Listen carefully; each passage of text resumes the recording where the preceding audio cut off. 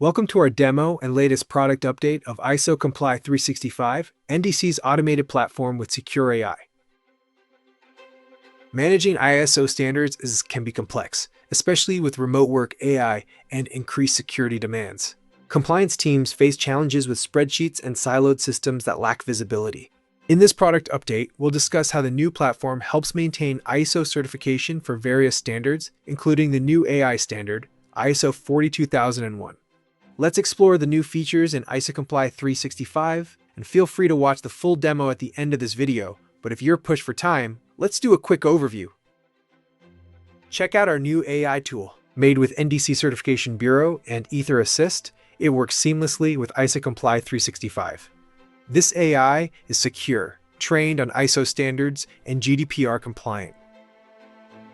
We all know about the free OpenAI tools and how they offer incredible capabilities.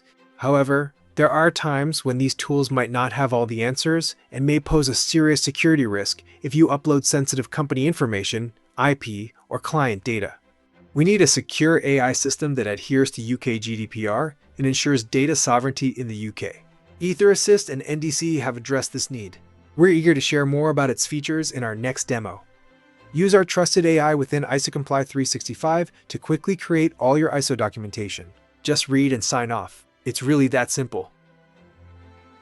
Let's explore audits. We handle them internally or with third parties. In the upcoming demo, we'll show you how to manage various ISO standards, focusing on ISO 27001, the information security standard. Let's talk about legal compliance and risk registers. For systems with integrated management, understanding these aspects is crucial. Now, you can create legal registers with our pre-built options or let our AI handle it. Staying updated on health, safety, and environmental legal compliance won't take hours anymore. Just review your current risk and legal registers and let our AI do the work. ISOcomply 365's AI is trained on UK and EU regulations from reliable sources. The more you use it, the smarter it gets and the better the outcomes.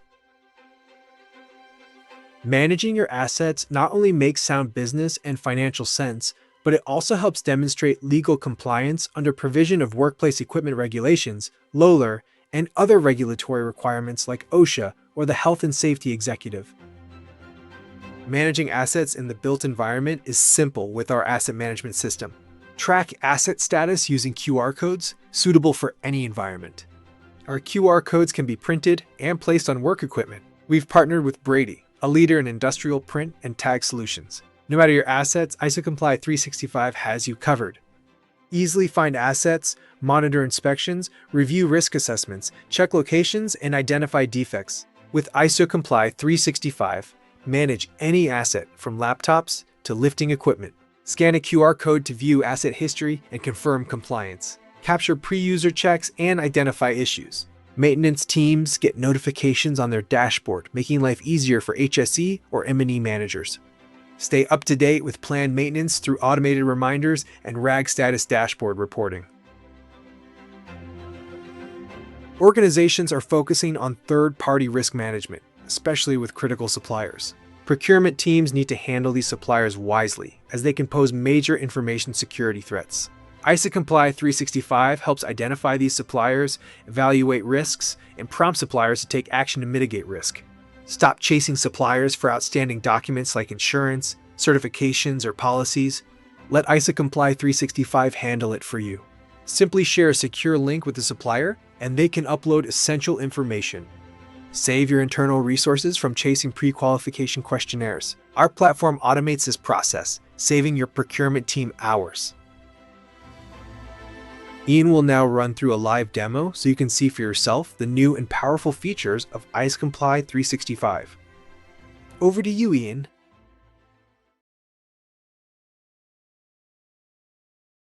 Okay, well, welcome to this demo on the latest product release of ISOcomply 365. We hope you enjoyed this short overview, but really this is much deeper dive into the platform, the benefits, and how you actually get the best from the features. So just to give you a bit of background, I'm an auditor, lead auditor for NDC Certification Bureau. It's been myself along with other team members that have helped to create this application, and it's really built around the standards, the ISO standards, to help organisations to gain and retain certification faster, easier, and quicker. So let's just look at some of the top level overview. So you can clearly see here that we've got a dashboard that really is the first port of call at the beginning of the day. So this is really to enable, whether you're an EHS manager, an information security manager, health, safety, environment, irrespective really, this gives you a bit of an oversight, an overview as to what's going on within the organisation in terms of your compliance. So you'll see there you've got the open actions by users, so you can see which have been scheduled, what are on hold, what are on which activities or tasks are in progress. So you can actually view any of these areas by simply clicking on the relevant section, and it will take you straight through to any scheduled tasks. You'll also see here on the dashboard that we've got NCR reporting, which will help you to capture all of the relevant non-conformity reports, and we'll go through those in a lot more detail as we go through, but this dashboard really is just to give you an oversight on different areas. But it is fully customizable. So if you prefer to have, locations at the top of the screen on a map, for example, you can do. But if you scroll down and you feel like you want to have open actions towards the top, we can adjust this, or you can adjust it more importantly to suit your own requirements. And as you can see, just towards the bottom of the dashboard here, we've got training status by employees, and asset status. So this really just again helps to give you an overview as to what training is outstanding, what's gone overdue, what training is due in the future. And this really just ties in with all of the training matrix and training information that's contained within the platform, because obviously competency awareness is a key driver. And we have assets by asset status. That's fairly simple at the moment, but we'll cover off the asset management system as we move forward. And the reason that we've included the asset management system is whether you've got ISO 9000, 14000 or 45000, and albeit 27001, there is the requirement to manage and maintain all workplace equipment from a health and safety perspective. But if we're looking at information security, for example, when it comes to physical assets and physical locations, this is where we can start to track the relevant information. So that's just a bit of an overview on the dashboard, because I want to share with you how we can also, in terms of the internal directory, how we can link certain reports, forms that may be required. So, for example, we've got in here, you can upload all the relevant employees, and within those employee folders, you've also got access to who's taken what questionnaires. So, for example, if we were sending out or needed to send out a display screen questionnaire, for example, we can actually, rather than sending a form directly and ask them to complete it, we can actually embed those forms within the system. And this really helps you to automate any responses that need to be assessed. So, for example, if we needed to send a display screen equipment questionnaire to one of our team members, we've got Sarah Johnson here, for example. She's completed a DSE questionnaire. There's been no following up, no chasing up. You can upload photos, and this really helps us to engage with the workforce to ensure that we're keeping track not only of their IT assets, for example, but we can also keep track of their work environment in terms of health and safety if they're remote workers or working from home. Okay, so what I'd like to also do is just share with you how we conduct and utilize the audit tools that have been built into ISOcomply365. That's really more and more organizations are going down the route of having integrated management systems. So whether you've just got ISO 27, the information security standard, as a standalone system, or you've got multiple standards covering health, safety, environment, the tools and the built-in tools here will enable you to complete those internal audits or third-party audits using the built-in checklists. So, for example, if you can see from this dashboard here, there are a number of audits. Some have been scheduled, some are in draft, some have been completed. So this really just gives you an overview of all of the relevant audits that are coming up in the future and gives you that audit status. But if we were to select, for example, the ISO 27001 audit, this will take you into the area of the platform where you can start to build out things like audit program. You can confirm the scope of the audit. You can start to add internal auditees, people that are going to need to attend those audits. We can start actually adding them to the system. The benefit of this, of course, is if they share access to the system, they can log in. They know exactly when they need to be available and what time. So this is how you can actually manage the internal auditee plan. And if you then select the audit plan, this will highlight what that audit plan looks like. So again, you can share with team members the audit plan. You can even have this updated into their Google Calendar or their Teams calendar, so they've got an idea as to when the audit's going to take place. So again, this is an easy way for you to be able to demonstrate to your third-party auditors that you are auditing to the requirements of the standard across all clause requirements by building out this audit plan and sharing this information with the auditor. And we find this goes down really, really well when you've got your third-party assessor in the room. They can clearly see that you are managing those internal audits as required.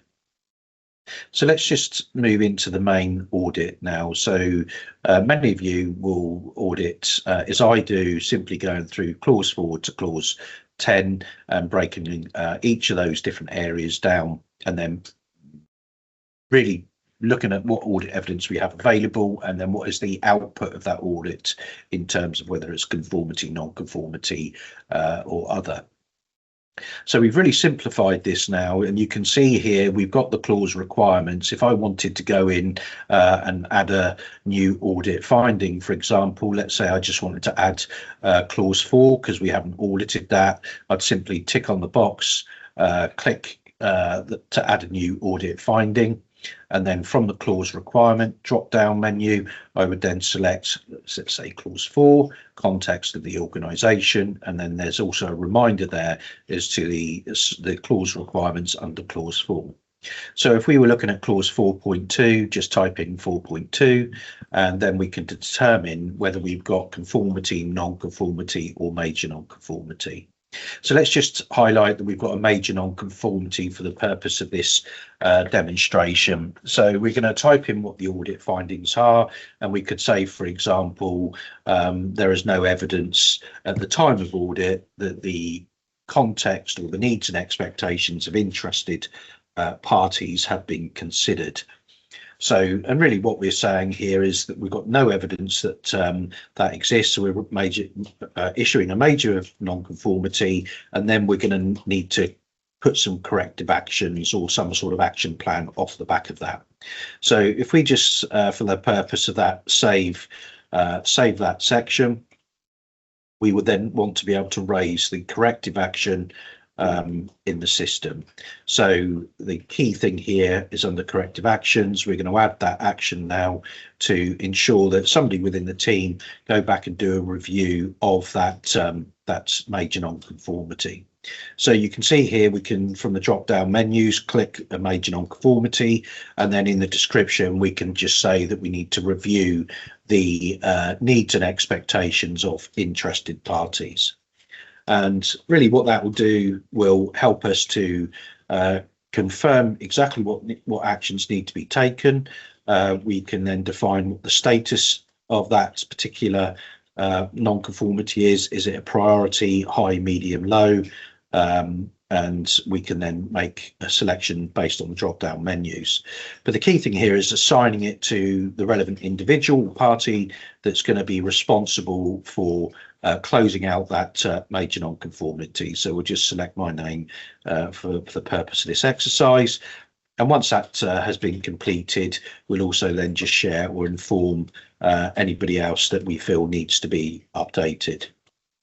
You can, of course, add any relevant notes to in terms of the non-conformity, but also if you go to the top of the screen here, we can schedule the dates, but also we can give a time period, let's say 30 days, for this major non-conformity to be closed out. So what this will do is it will flag up not only on the dashboard that there's 30 days and that non-conformity has been major non-conformity has been assigned to myself. It's going to send a reminder, and I'm going to be able to see visually from my dashboard the status of that major non-conformity.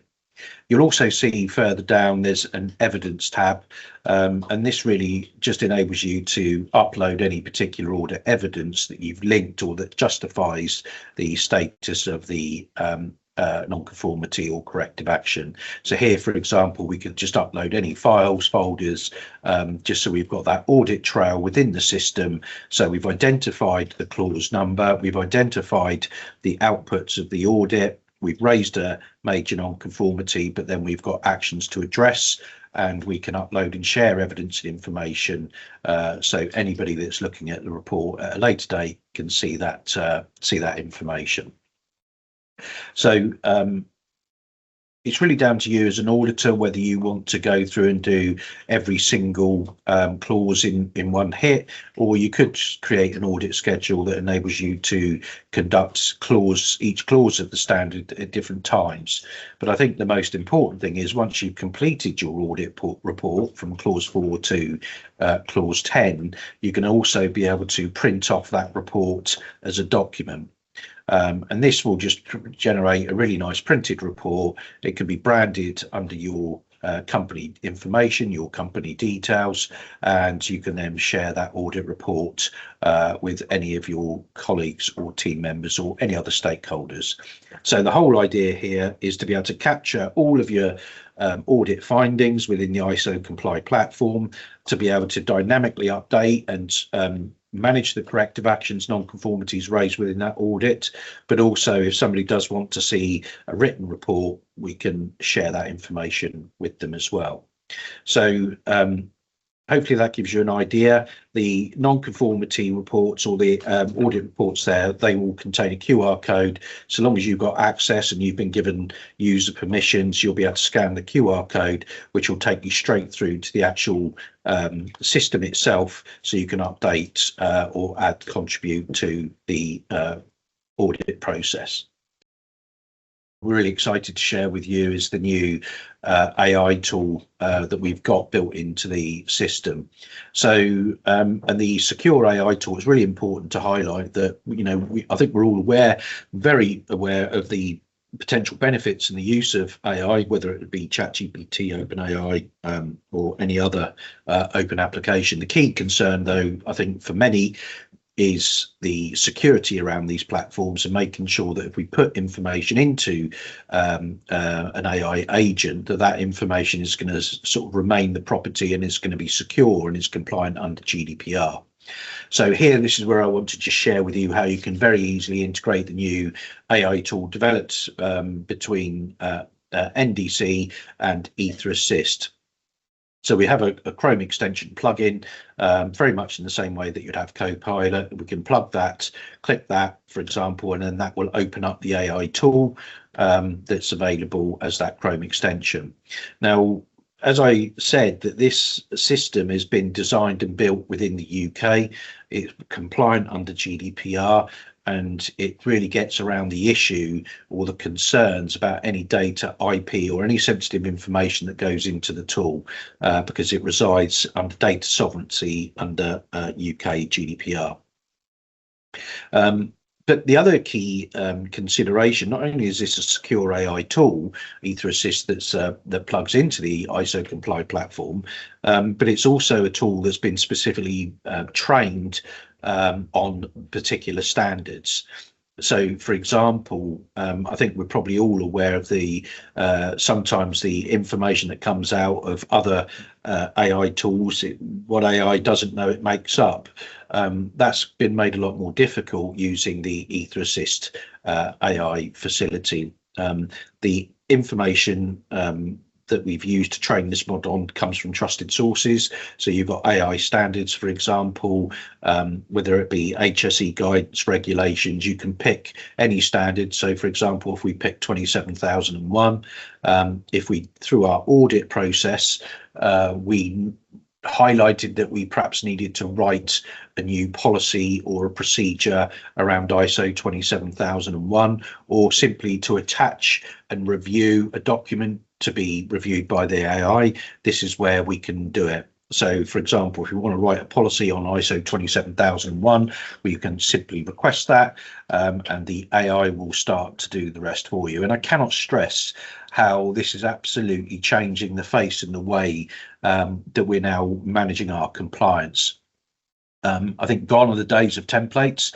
I think gone are the days of spending hours and hours plowing through documents, wondering what to write. The AI tools built in here will simply go through and start to rewrite. The beauty of this tool as well is once you've printed or once the AI has created the document, you can print it off. It can be branded with your logo, your company headed paper, version control, for example. There are workflow tools built into this AI application that are going to enable you effectively to put all of your audit findings into the system and literally let the AI write the audit report for you. But I think there's one big caveat around that, which is that all audit reports, all information, all outputs need to be checked, and that's really where the experience is, and that's the responsibility of those responsible for compliance, is to read and check the information is correct. But what we've done is extensively trained these AI models in terms of multiple standards, ISO 9000, ISO 27001, but also ISO 22301, and we've got 14 and 45,000 coming as well. And very soon you'll have a full module there that will help you to manage your health and safety compliance under UK law, or even if you're in the US or other regions, you'll be able to select the relevant regulatory requirements based on your territory and region. So the system is powerful enough to be able to do that, so long as it's been trained. And you can see here there are a number of different standards, and whether it's Cyber Essentials Plus, for example, or if you wanted to do a comparison between the control levels between 27001 and NIST 2.0, you could literally use this tool to do a gap analysis or to plug where there are technical controls that are crossing over into each standard. So literally, it's really changing the face in how we work. So let's just close that that tool down now for the purpose of the rest of the demonstration, and we will do a much deeper in-depth dive into the new AI tool as we move forward, because there's some really powerful features that you need to be aware of. It's a game changer in terms of compliance, and it's really, I would say, it's going to 5x your output, no trouble at all. Okay, so enough on the upgraded AI tool that we're really excited to talk about, and let's just move on to non-conformities and corrective actions. But the other key area that we need to consider are things like the risk registers. We need to make sure that we assess the risk to the business, risk and opportunity. So, for example, if we were running an environmental management system, we just wanted to track our environmental performance, you can see here that we've got a built out impacts and aspects register that will help us to determine what the nature of the impact would be, what the aspects are, and then risk indicator as to whether we believe it's a low, medium or high threat. And this again is how you can manage any particular risks to the business, whether it be cross health, safety and environment, and to ensure that we're not only managing risk, but we're managing the expectations of our interested parties as well. And one of the other tools that we've developed recently, really just to support the new and upcoming ISO 14001 standard, is the utilities and CO2 reporting feature within the system. So certainly those that are responsible for reporting their scope 3 emissions or need to get a handle on what the CO2 emissions are for the organisation. We've got the facility here where, for example, you could measure your gas and electricity, water consumption, and from your gas and utility provider, enter the information into the system, and it will certainly look to then calculate what your CO2 emissions will be based upon the number of kilowatt hours, for example, that have been used. Now, most of you will have HR departments, training departments that capture specifically, skills-based training, and if ISO 9001, that's going to be really quite important that we see evidence of that. But I think really we need to focus certainly around mandatory training, certainly for higher risk environments, health, safety. We need to know when certain training is due to expire. So whether that be asbestos awareness or whether it be COSH, this is where we can actually highlight who's done what training. So if there's specific licenses that are required, for example, whether that be the refresher of a driving license, we can see what courses have been taken, evidence of the course completion date, and in this example we can see that this course is overdue.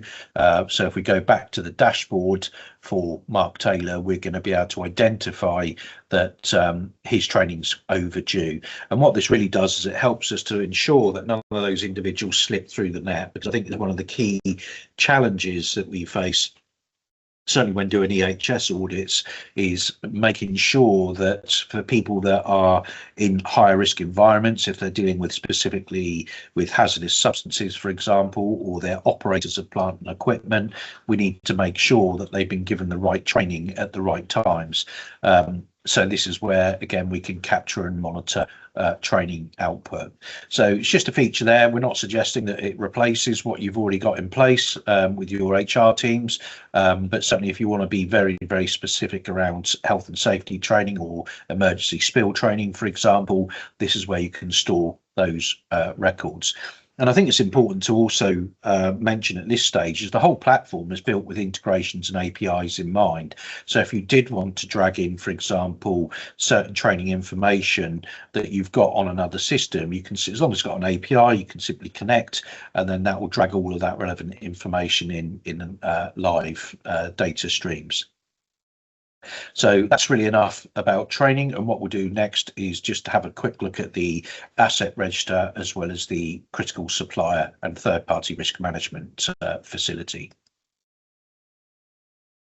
So in terms of managing critical assets, for those of you that are the compliance or health and safety managers, irrespective of whether it's just fixed assets, air conditioning units, or whether it's water systems for Legionnaires, showers, or whether it's heavy plant and equipment, one of the key requirements of the standard is, and under health and safety law, under pure provision use workplace equipment regulations as well as LOLA, to service, maintain, inspect those pieces of work equipment. And this really ties in and brings the whole part of the system into ISO compliant, because quite often managing documentation, managing documented evidence is quite straightforward and quite easy. We find real challenges when we get to operational level in terms of being able to identify that certain systems or work equipment has been checked. So we've teamed up with Brady, who are one of the leading global manufacturers of tag solutions. Our system will create the QR codes, which can then be printed off for use in any environment, whether that be places like Tata or Balfour BT at Hinkley Point C, which is where this software has been used for over the last 2 years, or whether it be a laptop, for example, or a network racking system.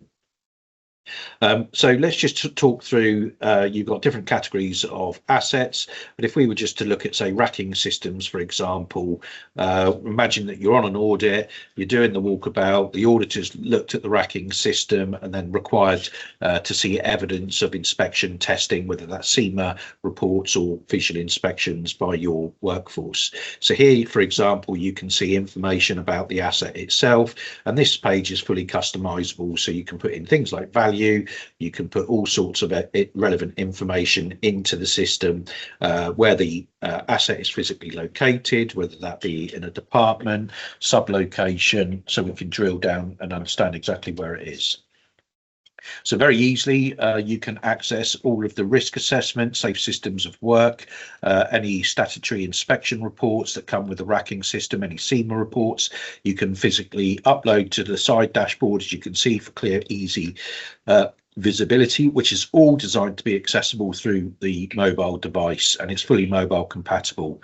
We also, I feel it's important to mention that we have a complete off-grid capability as well. So if you are working in remote locations where there's no 4G, 5G or Wi-Fi connection, you'll be able to use this system through our other fast fields application that integrates in, so you've got complete off-grid capability. That was the expectation at Hinkley Point C, working in tunnels as well as other areas. So just to let you know that it has that ability.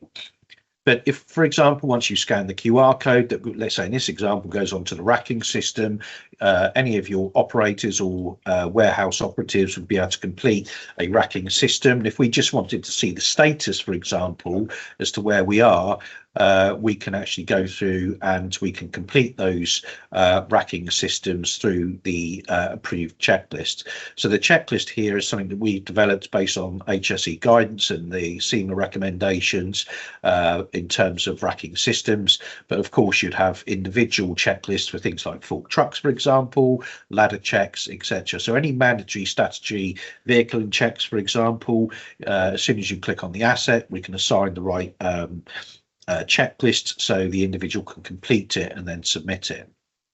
And just to give you an example, an overview of how powerful the system is and the benefits that it brings, at Hinkley Point C, for example, they were traditionally using paper checklists. It was taken up to 3 weeks at a time to get that information through from the operators right the way through to the plant manager.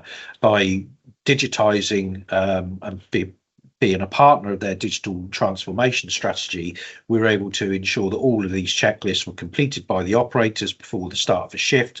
They would then complete to say that yes, it's either passed or partial observations failed. But if they did select fail, then that information would also be flagged up on the operator's dashboard. It would also show up on the supervisor or the M&E dashboard, so they could confirm and correct the issue. So, for example, once that's been completed and submitted, the supervisor would then need to sign off that they maybe called in somebody to repair that piece of equipment, or whether to take it out and isolate the equipment. So here, for example, if we just submit that report in, it will then show up under the asset history that the checklist has been completed. So no more embarrassing moments on audit when the auditors ask them to see evidence and the paper records have disappeared. And you will be able to build the whole asset history life cycle of that asset if you capture the information this way. So again, it's there to keep you legally compliant. So for all of those people that operate company vehicles, you can demonstrate that these vehicle checks are being completed, certainly when you're working in high risk environments. And if we go back to the asset register itself, where you can track literally whether that be work equipment, whether it be laptops, because just under pat testing, for example, you're going to need to demonstrate all the pat testing has been done. If you've got boilers, gas boilers in the building and the premises, firefighting equipment, emergency lights, this is how you manage your fire assets, as well as any other fixed asset, fixed electrical assets, all can go into the system. So whether you're operating off of ISO 45001 or a combination of 9, 14 and 45,000, you can go in and put your finger on any single asset using the QR codes or through the search facility. So hopefully that gives you a good idea as to how the built-in asset management systems help you comply under ISO 45, under 9000, under 14,000, but also more importantly, it helps you to comply under the Health and Safety at Work Act and associated regulations as well. Built the third-party risk management tool here to help to really cover several key points. So let's just go in and have a look at a sample record here. First and foremost, I think it's important to be able to demonstrate that we are reviewing and monitoring the status of our critical supply chain to make sure that we have up-to-date relevant information. So if we need to get hold of them because there's been a breach of data, for example, or there's been an incident involving a piece of their kit, having access to all of the critical supplier information, which you can rate. You can see there you've got a 5-star rating. You can rate whether it's a high, medium, low risk. So the autonomy really is down to you as an organization. It's not an automated process. I think it's important that you determine the effectiveness of your critical supply chain, not some algorithm. But if we look at some of really where the big challenges are around the management of critical suppliers, most of it is going through that whole procurement process when you need to be able to evidence that you're selecting a critical supplier based on their competency, their skills, and ability to be able to deliver the product or service that you expect. So you've got here, said the main page where you can put basic information. But as we go through the procurement process, most of you will be sending out pre-qualification questionnaires that need to determine the suitability of a particular supplier before we get them on the books. So here, for example, we've got a built-in supplier questionnaire that needs to be authorized by procurement. So let's just have a look to see how that works. So, for example, if we go into one of the biggest challenges that a lot of the procurement teams face, which is every single critical supplier, if we send out quality information, health and safety, environmental information, security, we're asking that supplier to put an awful lot of information together, which is important for us to be able to make that assessment, but also we want to make it easier, not only on our procurement teams, but also for those that happen to complete the documentation. So, for example, we would send a secure link to a particular supplier. We would be able to select who that particular supplier is. We then save them on the system and we invite them to their version of the platform. And it's important to obviously stipulate that they would only ever get to see the information that they make available. So no more emailing of questionnaires that are containing sensitive information around bank details, for example, or status of cybersecurity, any accidents, incidents, all of that information is contained within the system under a secure login to make sure we don't have data leakage or there's no sensitive information being intercepted by any other parties or man-in-the-middle attacks. So the whole idea here is to streamline the whole process of onboarding your critical suppliers. They simply log in. You can see now all of the dashboard. None of that information is available. They can simply go to their section of the system, and then they can simply respond to whether it's a quality assurance questionnaire or the status of their information security. There's built-in checklists that are based around the standards, so they can either upload their certification if they've got certification, but if they haven't, then you're asking some fundamental questions about the state of readiness, whether it be health, safety, and environment.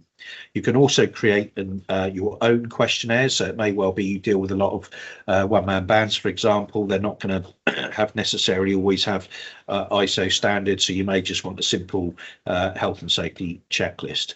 But here, this is where we can automate the whole process. So once your client has been shared the link, they've got the ability to see where they are on their status, how many documents they've completed, and then they need to check and confirm that they've supplied that information, that it's accurate and correct.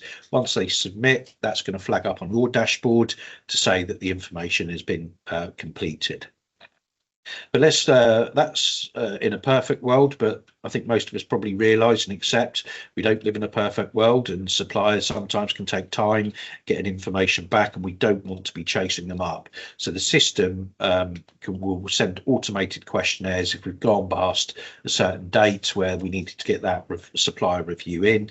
There'll be an automatic reminder, not only to yourself and available through your dashboard reporting, but your critical supplier will also be sent a reminder in that email to go into the system and to be up to update their status or any insurance or documentation that is lapsing or coming out of date.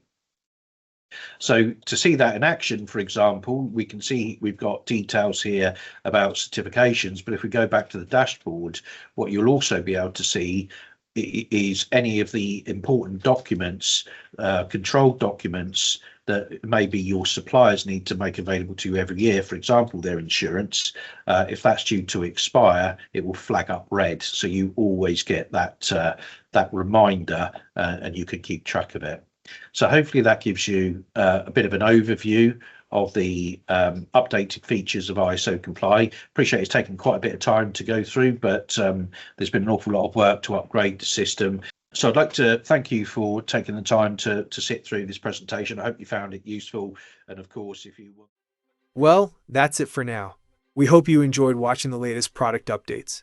If you have any questions about the ISOcomply365 platform or ISO certification, please don't hesitate to reach out and get in touch.